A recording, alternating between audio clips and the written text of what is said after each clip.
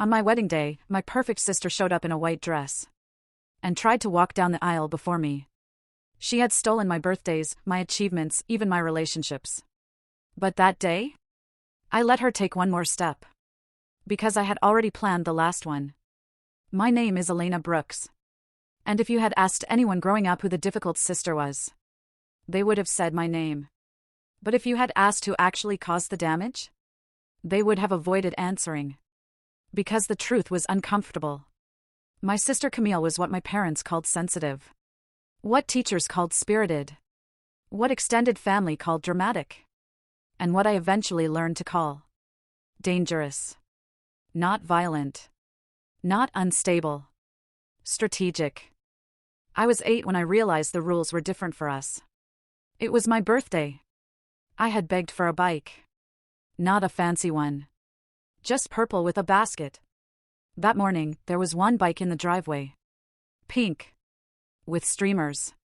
Camille ran outside screaming. Is that mine? My parents looked confused. Oh honey, we thought you two could share. I remember holding the helmet in my hands while Camille rode it in circles and my mother said, "Don't ruin this for her." That was the first time I understood something important. Peace in our house depended on me shrinking. And I got very good at shrinking. Camille had a gift. She could cry on command. She could twist a story so smoothly you'd question your own memory. If something broke, I did it. If money went missing, I borrowed it.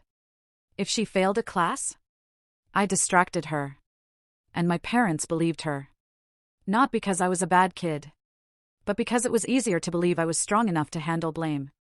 Camille was fragile. I was resilient. Resilient children get ignored. Fragile ones get protected. When I got into college on scholarship, I didn't even want a party. I knew better. But my aunt insisted. So we had cake. And halfway through dinner, Camille stood up and announced she had dropped out of her community college program because she was mentally exhausted. Suddenly the room shifted. My achievement disappeared. Everyone circled her. My father said, "See? This is why we don't pressure Camille." Pressure? No one pressured her. They excused her. And I watched it happen again. And again. And again. Then I met Daniel.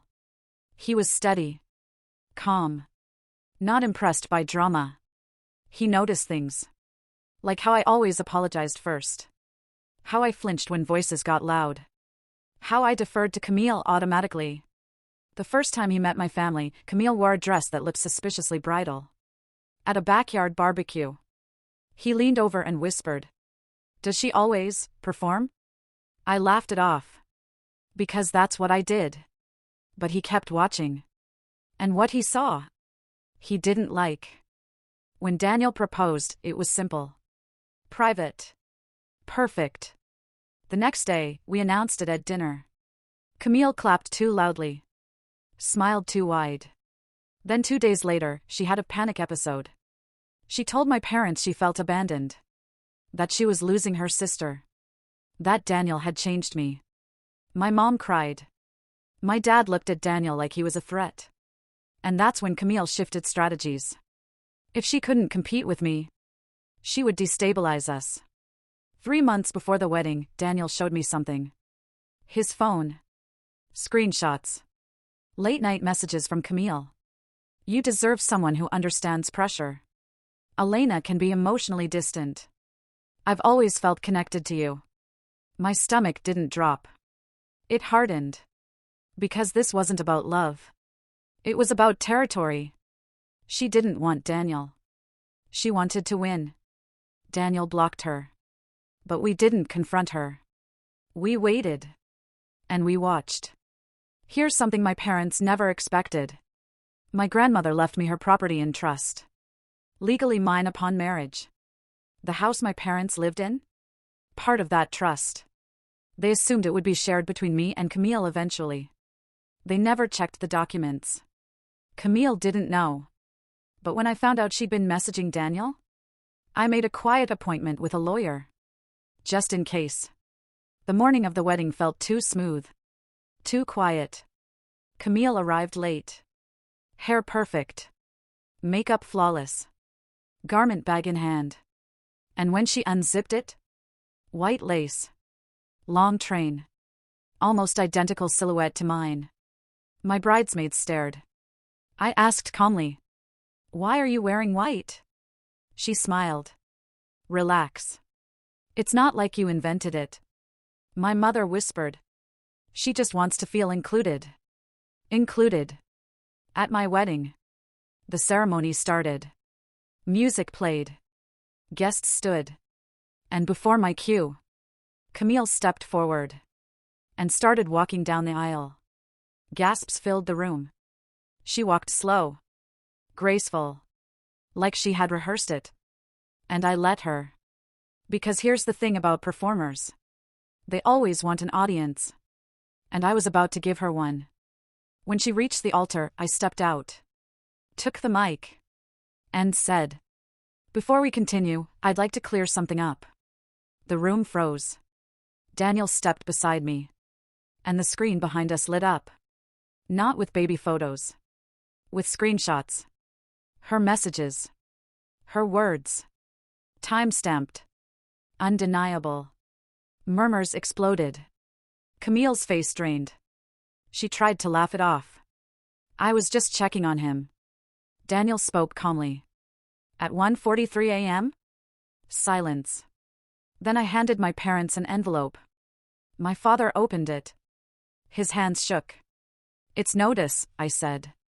"Of what?" he demanded. "Eviction." My mother gasped.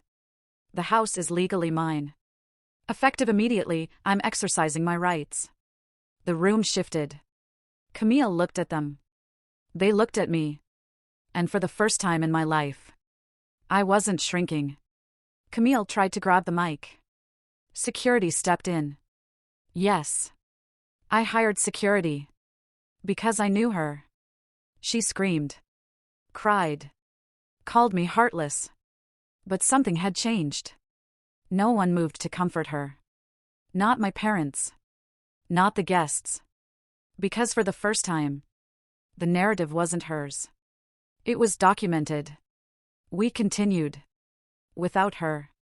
Without my parents. And when I walked down that aisle, it was quiet. Steady. Real. Daniel squeezed my hand and whispered, "You didn't lose anything today." And he was right. I didn't. 3 months later, my parents moved into a rental. Camille moved in with them. She posted online about toxic siblings. I didn't respond. I don't need to. Because the opposite of chaos is boundaries. And boundaries feel like peace. Here's the truth no one tells you. Revenge feels loud. Justice feels quiet. I didn't ruin her life. She exposed herself. I just stopped protecting her from consequences. And for the first time in my life, I wasn't the background character. I was the bride. The owner. The woman who stopped shrinking. And that was the real wedding gift. They thought the wedding was my big move. They didn't realize it was just the beginning. 3 days after the wedding, my phone rang. It wasn't Camille. It wasn't my mother. It was a lawyer. My clients are considering legal action regarding coercion, defamation, and unlawful eviction. I actually smiled. Because that meant one thing. They were panicking. Apparently, according to Camille's version of events, I had publicly humiliated a vulnerable family member. I had manipulated documentation. And I had weaponized inheritance. The audacity was almost impressive. Daniel sat across from me at the kitchen table while I listened. When I hung up, he asked quietly, "Are you scared?" "No," I said. "I'm done being scared." Here's what my parents never bothered to check. My grandmother didn't just leave me property. She left letters. Recorded statements. And a clause. A very specific clause. If either granddaughter demonstrates behavior that jeopardizes the stability of the property or family estate, full control shall remain exclusively with Elena. My grandmother saw it. She always saw it. She just never said it out loud. Until the will. Camille didn't try subtle this time. She posted. Long emotional threads online. How narcissistic siblings isolate you. How weddings reveal who people really are. People ate it up at first. Because she was convincing. She always had been. Until someone asked, "Why were you messaging her fiancé at 2 a.m.?" And she blocked them. The narrative started cracking. My parents had 60 days legally. They thought I'd cave. They underestimated two things. 1, I had legal backing. 2, I had no emotional debt left. When they came to talk, I met them in a cafe. Neutral ground. Public. Strategic. My mother cried first. "You embarrassed your sister." "No," I replied calmly. "She embarrassed herself." My father tried intimidation. "You think you're powerful now?" I leaned forward. "I think I'm finished tolerating manipulation." Silence. They weren't used to that version of me. There was something I didn't expose at the wedding. Something Daniel had uncovered quietly. Financial transfers. Small amounts. Over years. From my parents' joint account. Into Camille's. Money meant for family expenses. Daniel found the pattern while helping me organize documents for the property transfer. Camille hadn't just been emotionally enabled.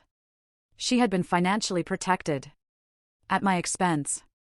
And my grandmother had suspected it. Which is why she structured the will the way she did. They filed anyway. It lasted 12 days. That's how long it took for their lawyer to withdraw. Because when my attorney presented the screenshots, the financial transfers, the will clause, and the signed statements, their case evaporated. The court didn't even entertain it fully. And suddenly? Silence. No more threats. 2 weeks before the eviction deadline, Camille showed up at my office. No makeup. No performance. Just tired. "You ruined everything," she said. I studied her carefully. "No," I replied softly. "You've been unraveling for years." I just stopped holding the thread. For the first time in our lives. She didn't cry.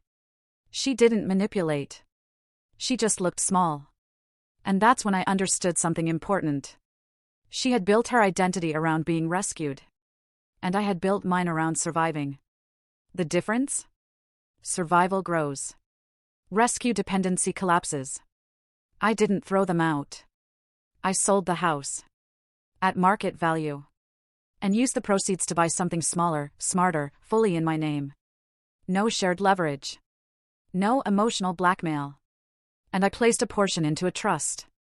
Not for Camille. For future stability. Because generational cycles end with someone. And I chose to be that someone. 6 months later, something happened I didn't predict. Camille started therapy. Not performative therapy.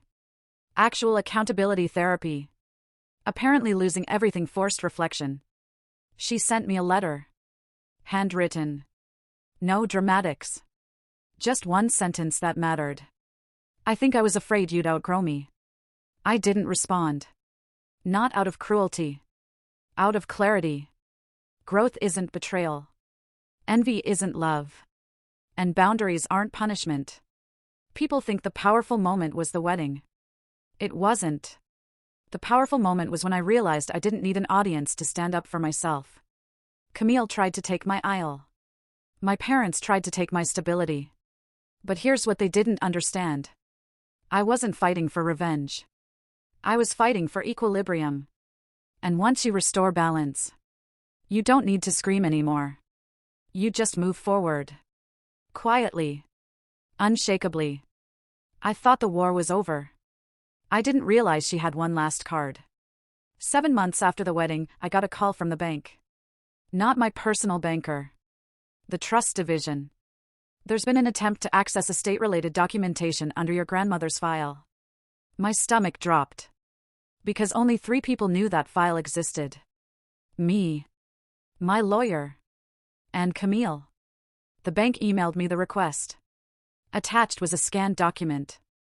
A clarification addendum allegedly signed by my grandmother 2 months before she died. It transferred co-management rights to Camille. My hands went cold. The signature looked real. Almost real. But I knew something no one else did.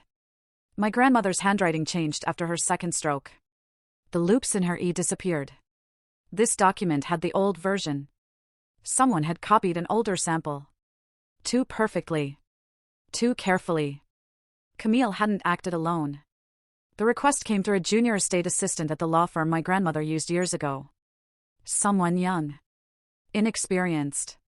Someone who could be convinced a document was misfiled. Camille didn't break in. She manipulated. Like always. But this time? It wasn't about attention. It was about money. I didn't call her immediately. I waited. Collected evidence. Forwarded the file to my attorney. And then I did something she never expected. I invited her to dinner.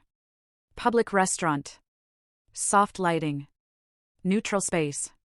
She walked in smiling. Like nothing was wrong. "I miss you," she said. I held her gaze. "You tried to forge Grandma's signature." Her smile didn't disappear. It froze. Then recalculated. "I have no idea what you're talking about." I slid my phone across the table.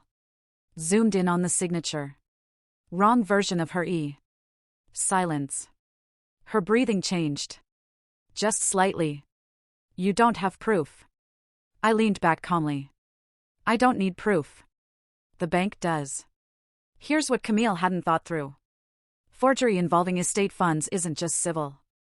It's criminal. And the bank was required to file a report. She wasn't trying to steal millions. She was trying to create leverage. If she had co-management rights, she could stall sales, block decisions, force negotiation, demand settlement. It wasn't theft. It was control. She still couldn't stand that I had it. 2 days later, her lawyer contacted mine. Client claims misunderstanding. Client claims clerical error. Client willing to withdraw request. Withdraw? It had already triggered compliance review. Internal investigation. The junior assistant admitted Camille had pressured him, said her grandmother intended the change but was too weak to update paperwork. Camille framed it as honoring legacy. The assistant nearly lost his job. Camille nearly faced fraud charges. My lawyer asked me one question. "Do you want to pursue this criminally?" And I sat there. Long silence. Because this was the final line. Press charges. And I'd end her legally. Drop it. And she walks away humiliated but free. Daniel squeezed my hand. Justice doesn't always mean destruction. I didn't press criminal charges. But I filed a civil protection order. Financial interference. Estate harassment. Formal boundary. Legally documented. From that day forward, she could not contact the trust. She could not contact my attorney. She could not represent family estate interests. It was clean. Permanent. Final.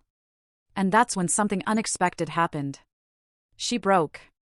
Not dramatically. Not publicly. Quietly. She sent one last message before the no-contact order activated. "You always win because you plan." I react. I stared at it for a long time. Because she was right. But not in the way she meant. I didn't win because I planned. I won because I healed. And healed people don't move from panic. They move from strategy. You want to know the real twist? 5 years later. We saw each other again. Grandpa's memorial service. Different energy. She looked older. Quieter. No performance. She didn't approach me. She didn't try to reclaim space. For the first time in our lives, she stayed in her lane. And I realized something powerful. The most devastating revenge isn't exposure. It's evolution. She lost control. But I gained peace. And peace? Is wealth no one can forge. She came back into my life when she needed something. 5 years passed. No calls. No attempts. No drama. Silence. The kind of silence that only exists when someone finally realizes they can't win. Daniel and I had moved to a different state. Built something steady. Quiet. Stable. I sold one of the inherited properties. Started a design firm.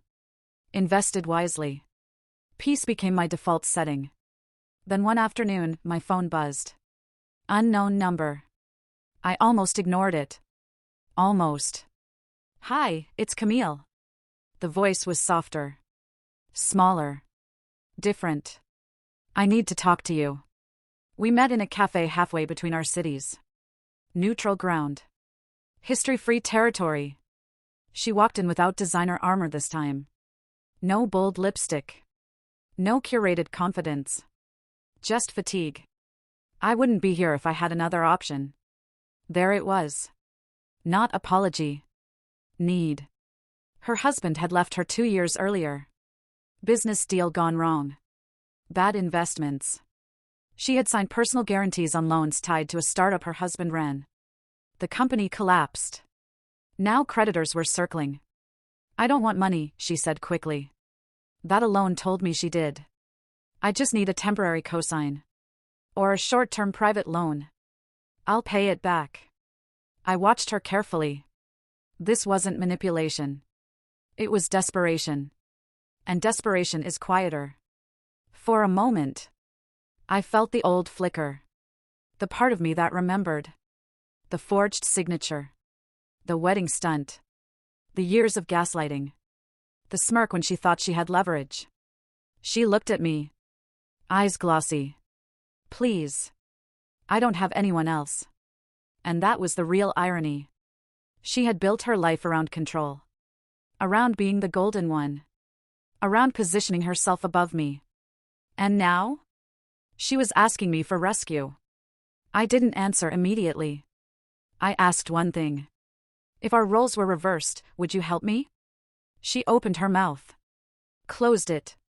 Silence. That silence was my answer. I'm not co-signing anything. Her shoulders dropped. I'm also not lending you money. She nodded slowly, like she expected it. But. She looked up. I will pay for a financial advisor to help you restructure your debt. I'll cover 3 months of consultation. No access to my accounts. No shared signatures. No entanglement. Just resources. Structure. Strategy. Because helping someone isn't the same as rescuing them. She stared at me. Not angry. Not resentful. Confused. You're not doing this to be nice, she said quietly. No, I replied. I'm doing it so this ends clean. Resentment ties people together. Compassion with boundaries? Cuts the cord. She accepted. Worked with the advisor. Sold her house. Moved into something smaller. Downsized everything. It took 2 years. But she stabilized. We don't talk often. Maybe twice a year. Neutral conversations. No power plays. No competition. Just 2 adults who finally stopped fighting ghosts. Here's what nobody tells you about getting payback. The highest form of revenge isn't humiliation. It's indifference. I didn't destroy her. I didn't rescue her. I didn't let her back into my finances. I simply stayed steady. And steady people are impossible to destabilize. She tried to take control of my wedding. She tried to take control of my inheritance. She even tried to take control of my peace. But in the end, the only thing she couldn't control was who I became without her.